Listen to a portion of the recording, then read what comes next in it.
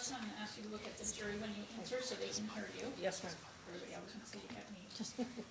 Do you see a lot of rape victims with the injuries or similar injuries Jackie had on her anterior thorax or anterior side of her body?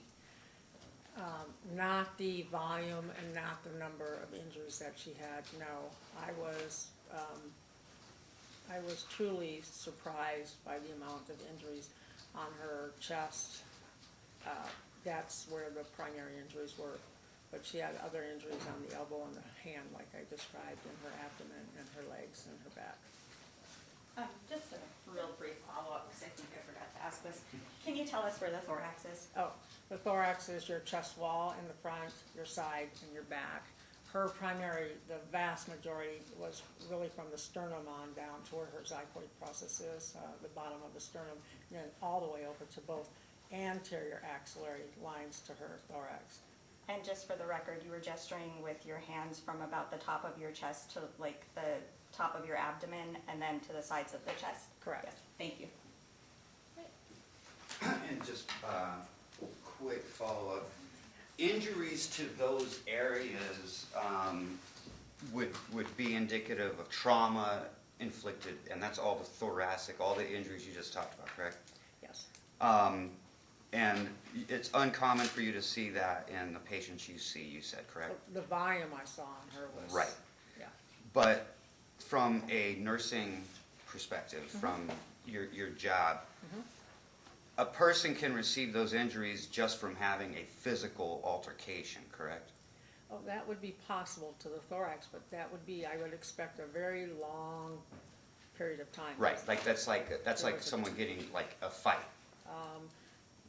They were abrasions. Normally, if you're punched, it's going to be a contusion. Okay. So this would be more consistent with like nails, fingers, grabbing. Grabbing. Yeah. So it shows a struggle, but you don't know, from a nursing perspective, you wouldn't know what the struggle was, correct? I mean, it could just be two people going at each other. If the patient describes that that was their way of trying to get away from a person. I understand. Okay. I'm just saying the Okay. physical, because you didn't examine this person. No, I and did not. so just the physical injuries would just be consistent with someone being hit and a fight going on. Yes, there's an energy force applied to that Okay. thorax. Yes, sir. Thank you. Yeah. Oh, any other follow-up? No. Thank you, ma'am. You are free to go. So please call your next witness. And Your Honor, we just have an issue that we would ask the court to take judicial notice of the fact that 470 East Naples is in Clark County, and with that we would rest. But, yeah, No objection to that. yeah. I will take judicial notice of that. And Mr. Scoggins.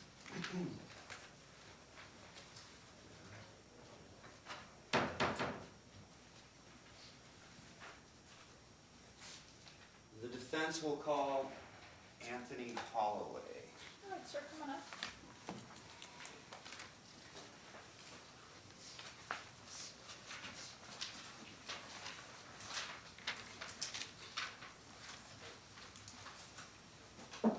Good morning, sir. If you will raise your right hand, the clerk will swear you in.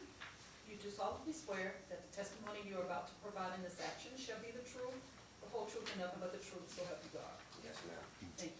All right, sir, go ahead and be seated, and if you could please state your name and spell it for the record. Anthony Holloway, ANTHONY HOLLOWAY. All right, Mr. Scoggins, whenever you're ready.